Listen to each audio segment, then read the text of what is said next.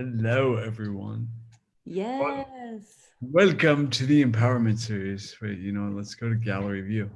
Welcome to the Empowerment Series. I'm interviewing people every day, highly qualified people to give their empowering perspective during these interesting times. My name is Kevin Ballister. I'm a author, speaker, and a neurotrauma medical advocate. And with me is my very good friend, Kole Hmm. Whitty. It is always so good to see you. I'm just going to let you introduce yourself because That we works. just end up like, and she does this, and she's like awesome at this. And like, yeah. So Well, the floor is yours. beautiful. I'm down for that. It's one of those that changes by the day anyway. So as if a like standard bio would do me any freaking good to begin with, right? So if I was going to explain who I am, my name is Kole Whitty. I am half of Ta Kole Biointegration, which Ta is my husband. A lot of people confuse the two when they meet us together. I'm Kole. And By the way, we had Ta on. He was the very first interview on nice. the Empowerment Series. Perfection. I like a good, nice completion. Yeah. And as far as what we do, I'll speak to what we're doing right now because things, as if for most people, have pivoted and changed or changed direction or erected for the first time, whatever. And what we're focused on, me specifically, what I'm focused on has been supporting business owners who have been pivoting to stay in momentum, having clarity, congruency, and communication with their teams, starting with their individual self and how that rolls out with the team. Because everyone is in high stressed states, if they don't know where they're operating from, it's problematic because if you don't understand how to recognize shame or nervous system responses because, or of like fight or flight or freeze, if you don't recognize those in your teams, then it's going to get in the way of everything that you are creating. And right now we've stepped into a long game. This is not just a 3-month sprint to get us through something. And to know where we're operating from is going to be imperative to ensure that 6 months from now, a year from now, people aren't having health crashes, which any entrepreneur that has been high performance type A has at some point had a health crash that forced them to stop everything that they were doing, to take a good look at how they were taking care of themselves, and the realization that mind over matter does not work forever.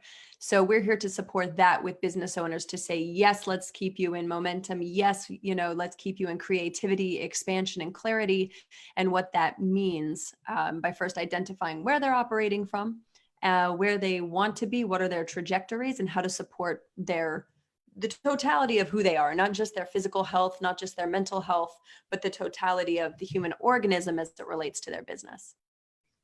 Nice. So Yeah. you're looking at entrepreneurs that are already in the entrepreneurial space. A lot of people are kind of just like have been tossed out of their current job or Mm-hmm. of their jobs and are now in a place where it's like they need to become overnight entrepreneurs. Um, are you and others are shifting their businesses in a way that they can keep up in this new situation that we're in and that will likely that has been and that is changing things enormously for all of us.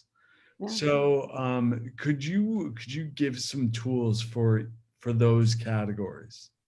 Sure. I mean, if someone is, well, first off, I don't actually believe that it's an overnight entrepreneur. I think people have had ideas for a long time, but because of moral obligation or societal conditioning, did not give themselves the opportunity or the time to explore what it could look like if they didn't stay in their current model of corporate America or some other position.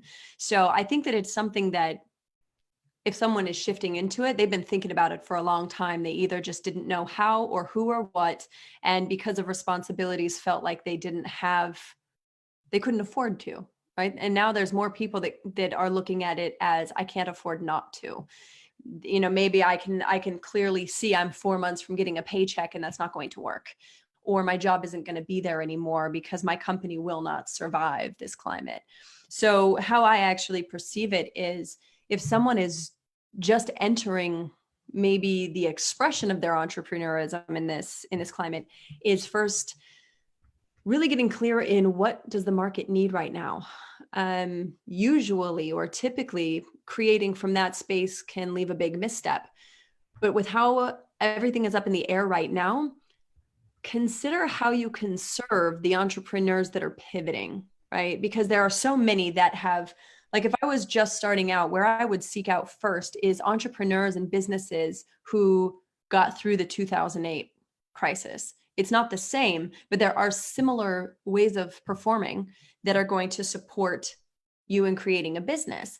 And people that continued their business after 2008, and maybe people that even survived after 9/11, that they've been through a few of these forecasts to have some tools and resources when it comes to taking action right now. There is a huge need right now. And there was amazing companies that came out of 2008, and there's in 2007, there's going to be a lot more that come out through this, where companies like Uber and Airbnb and all these companies, who knows, they may not make it to the other side of this now because of how much they've collapsed.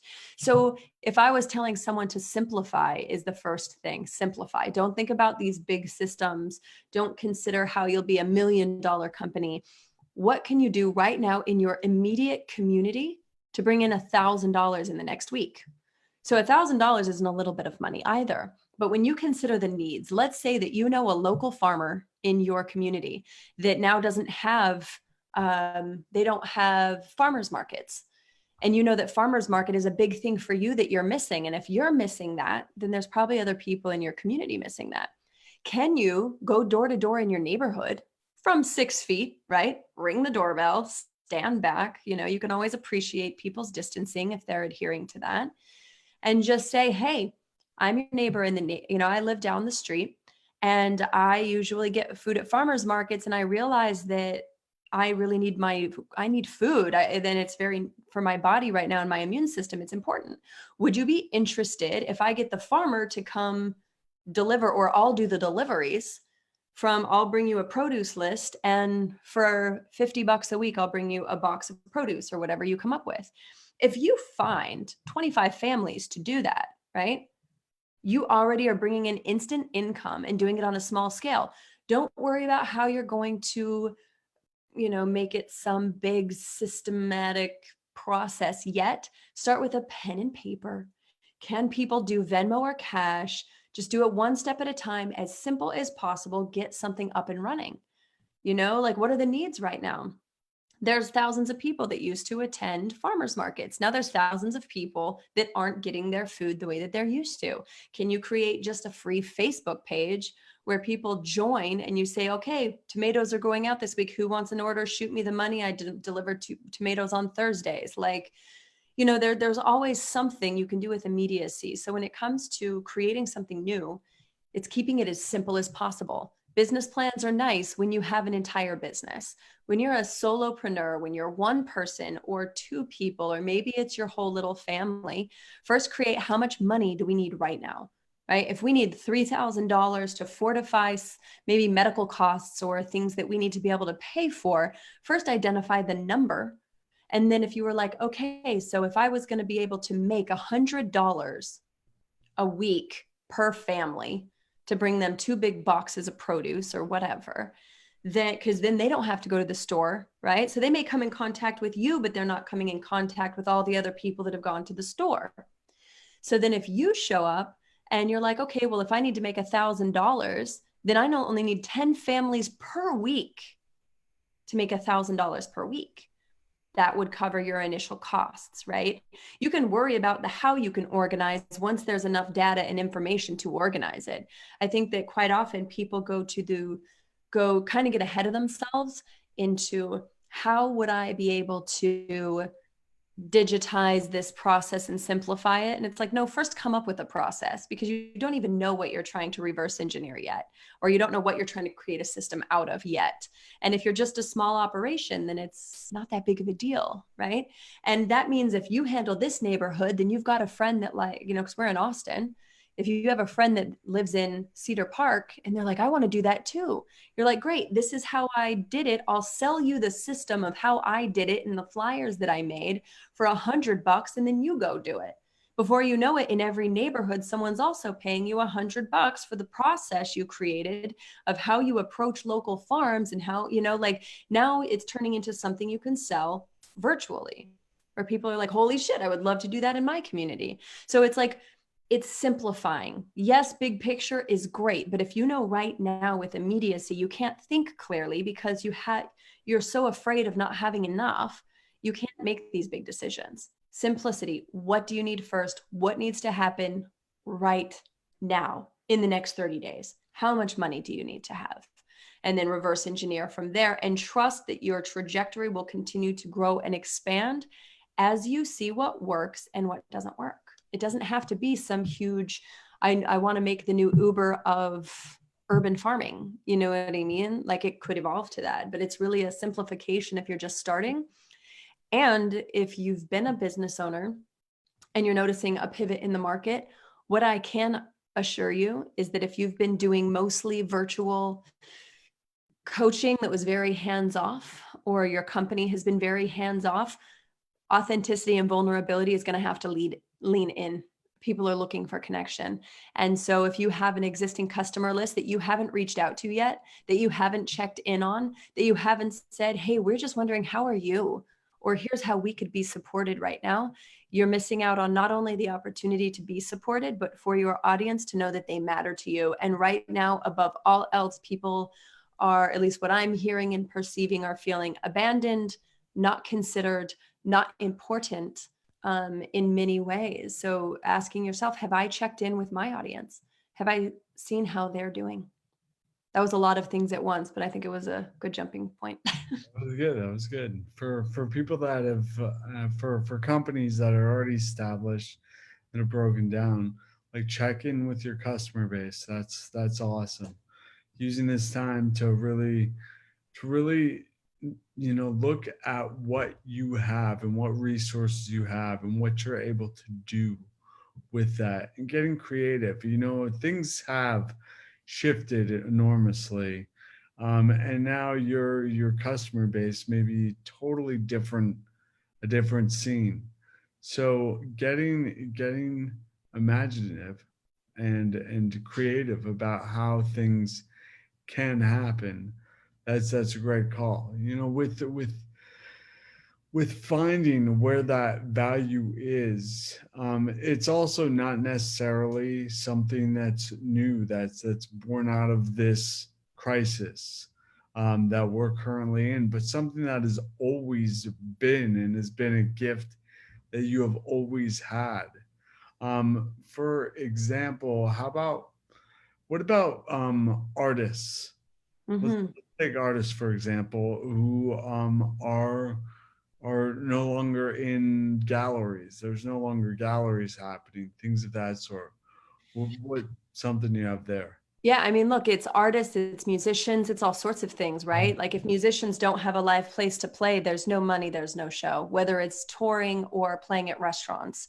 So that's a whole other market that's Right. missing. And So you it's used to looking be a at, touring musician. Both of us used to be. yep, and that's why I can see through this lens. I toured full time doing my own booking, doing my own PR, paying for everything and paying the band. Like, that was all my doing.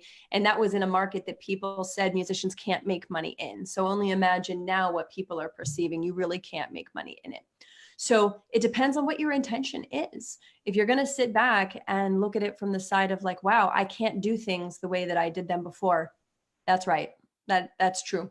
So it doesn't mean you have to abandon forever the way that things were done. It's that it is not an option right now. What's an option for you? What if you went through your Facebook timeline for people that have commented about your art or said they wish they could, and you said, cool, for the next 3 months, I'm going to be doing weekly art classes that we're going to come on and draw something together. But maybe it's not teaching the skill of art or music. It's helping people to find their inner voice. It's something motivational to teach. Maybe if you do like paint and visual art, you come up with a way for people to come share the expression of their frustration through art.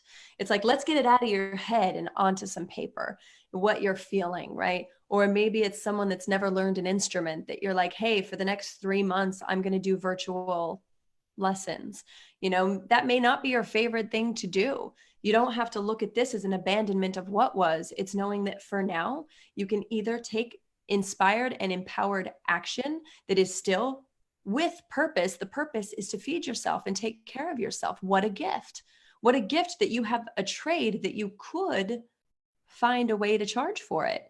Now, it's not just doing Facebook ads or something. Go through the people in your friends list and say, hey, for the next, every Wednesday for the next 3 months, I'm going to do a class around blah. When you're trying to come up with a topic, what would you pay for, even in this climate?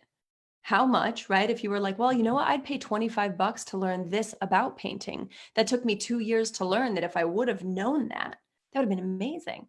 Or what if it was like, hey, come learn your soul's expression through paints. Come learn this through pencil. Wow, maybe you're not an artist. I'm going to show you how to shade and do stuff with just pen, because maybe you don't have art supplies and you can't buy it right now. How innovative, how outside of the box are you willing to play in? If you went back to the childlike curiosity of looking around the house where all the blankets, oh, those could be a fort. You know what I mean? Like where is your creative expression in yourself? And knowing that if you're creating from deficit, I don't have enough money, so I need to sell something, that isn't going to get people to come. If you're the driver of where you're creating is from, wow, I know how much art or music has saved me. So maybe that means I'm just going to do an online show next Wednesday around love songs that I've written and tell people, hey, come watch my live concert and I'll share with you the stories of the songs.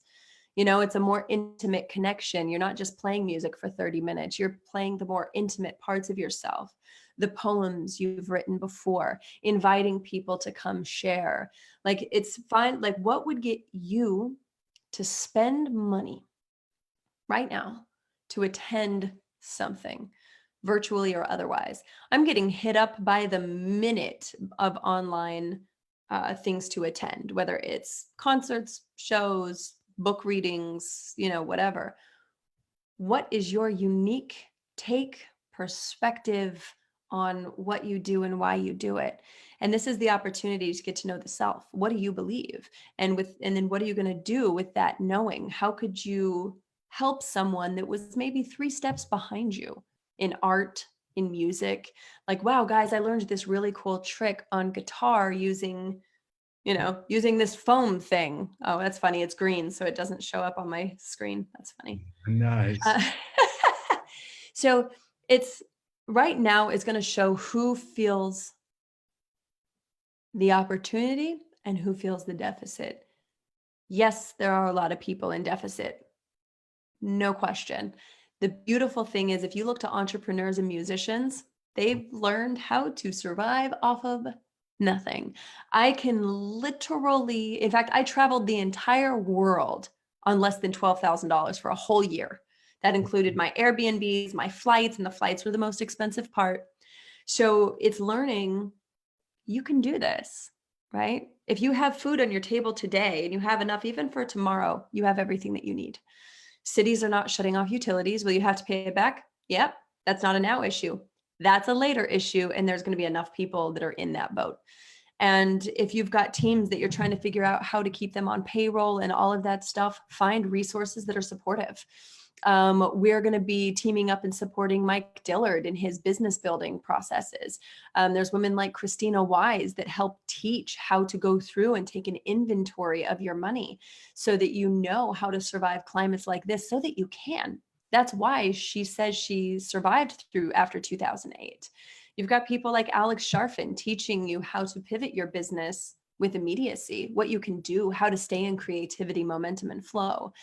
Look for the people doing what you want to do, the ones that are figuring it out. This is a beautiful, beautiful opportunity to be messy, for it to not be perfect, to let it evolve and develop and grow.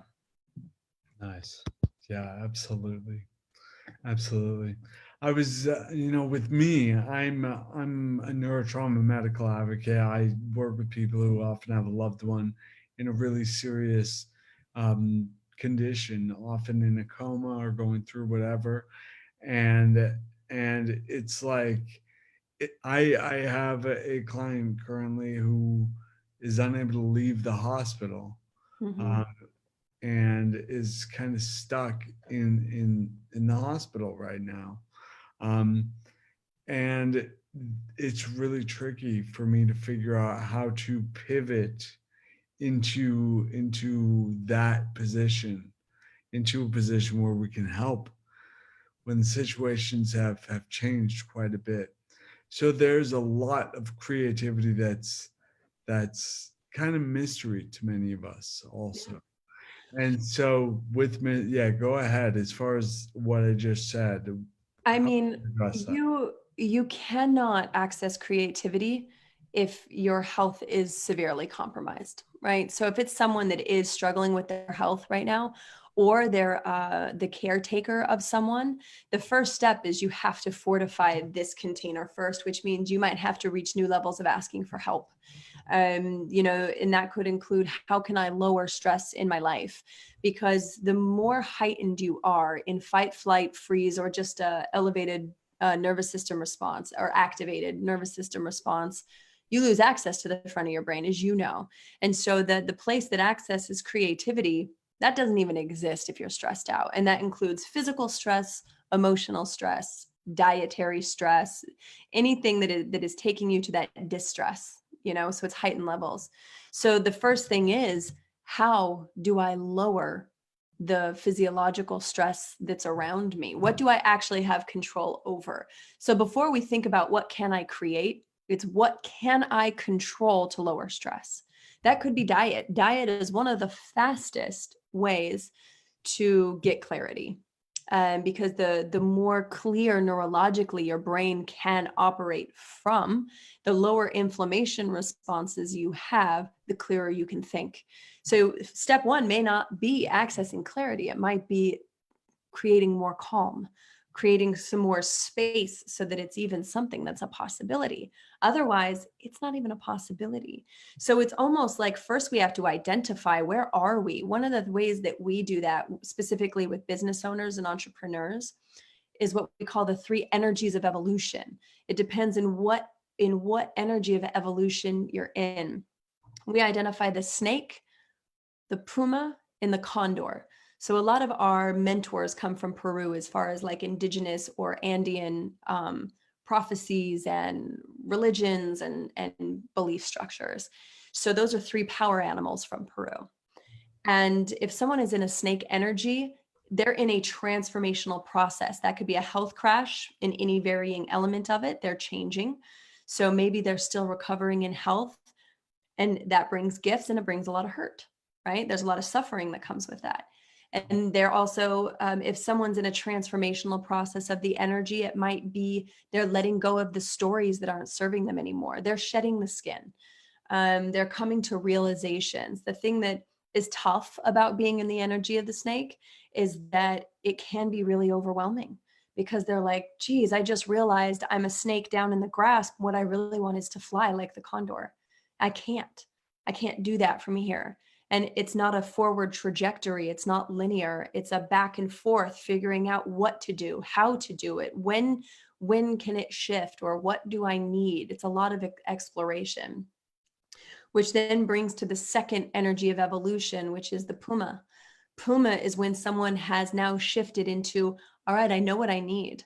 I know what I want. And there's agility and focus and drive.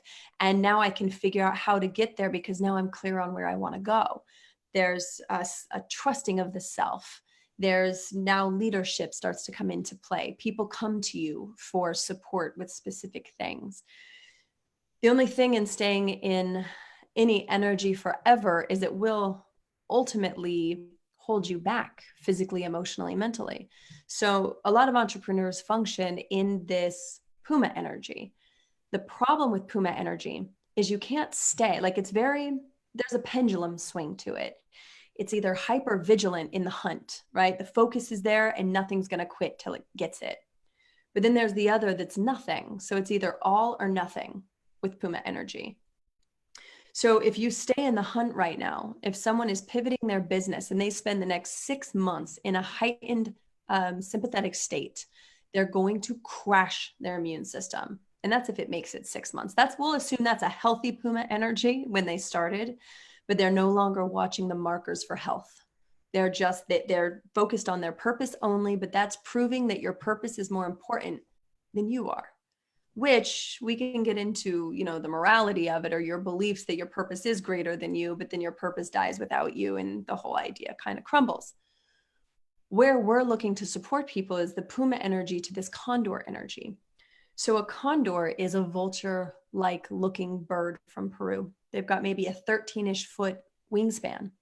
They're very, very heavy, and they fly up to 20,000 feet, give or take, right? And they live in the high Andes. Because of their weight, because of the weight that the condor is carrying, it must reach the heights that it does to be carried by the wind. So what we're seeing is, by first identifying where you're operating from, we can make sure that you are supported to get to where you want to go.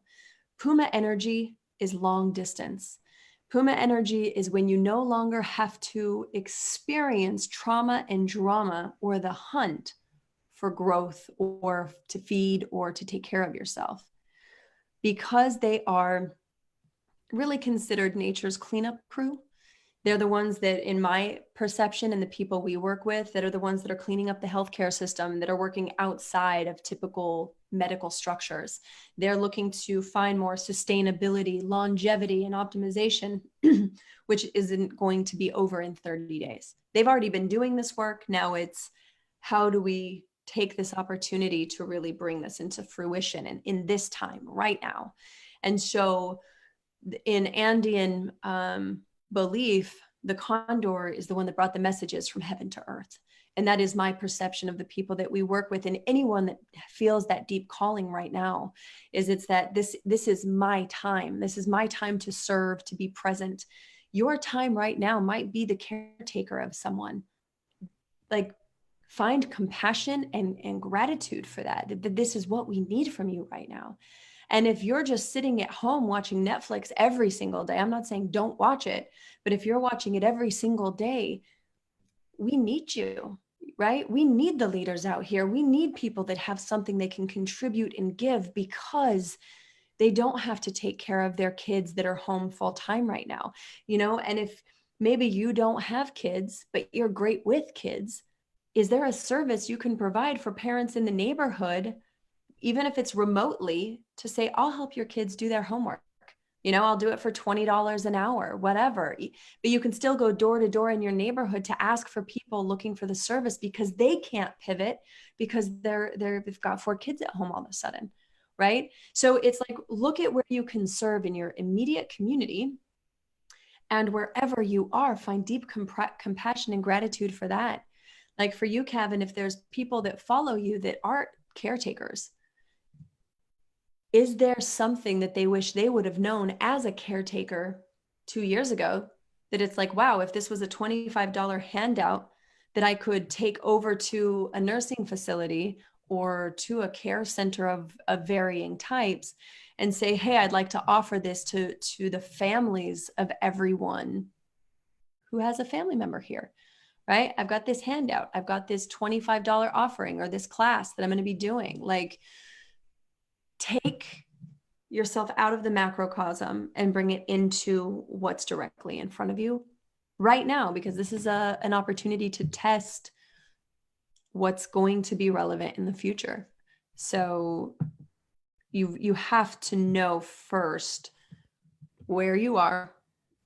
And if you don't know where you want to be yet, like Pete Vargas right now is doing the Rise Up Challenge, and he's got like everyone speaking at it.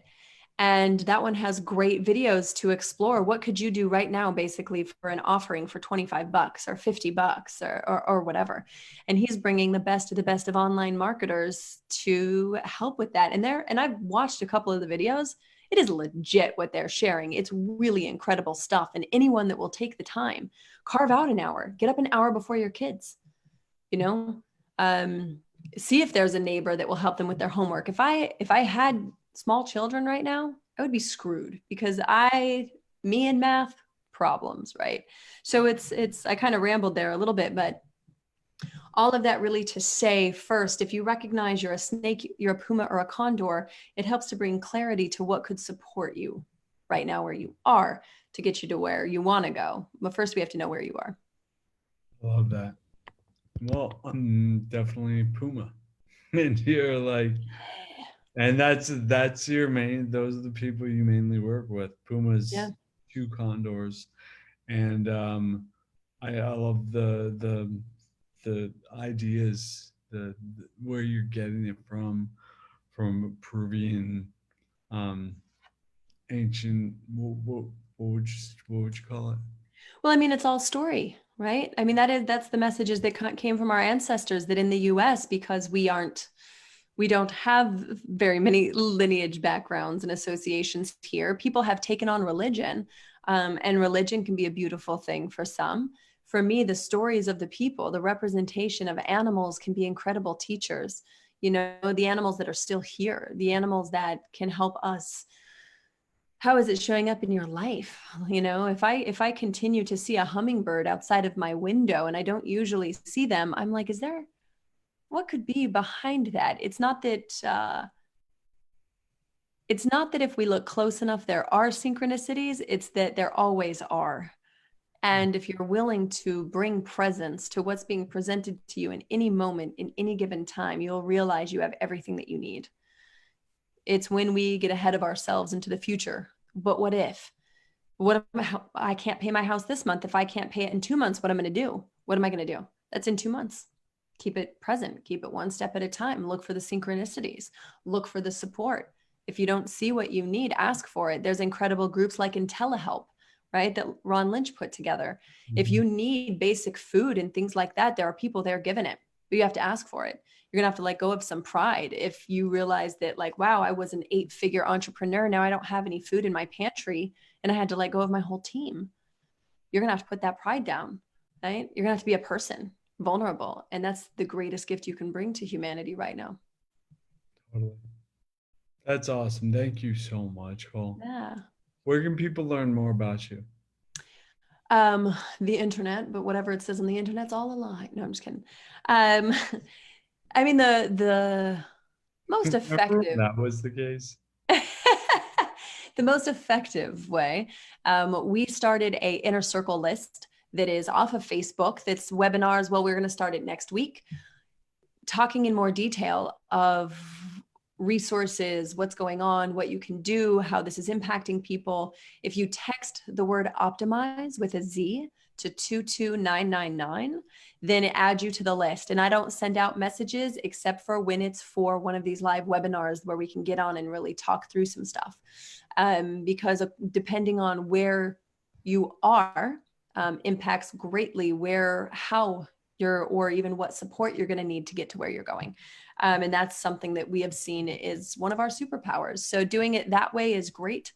And then we also have a podcast, Mentor in the Mirror, where we were doing them every day. When we first went on this whole quarantine situation, we were doing them every single day with different experts, from Mike Dillard to, man, we had so many now I can't even think. We had Ani and Lee, we had Christina Wise, we had Mike Kennigs, there were so many. So amazing feedback from a lot of people, everything from physicians to online entrepreneurs to high level entrepreneurs, that have worked directly with people like Tony Robbins as clients. So yeah, that's a great place to start and to get some incredible direction right now. Awesome. Awesome. Thank you. I'll be texting you in just a little Perfect. bit. Thanks so much, Cole. Pleasure. Anything else you'd like to add? Just breathe.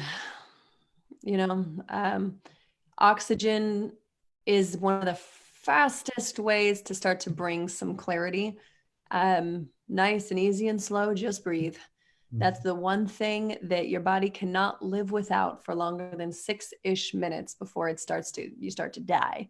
So if nothing else, take 2 minutes a day to get out in the sun and to breathe. Nice. Nice. Thank you so much, Cole.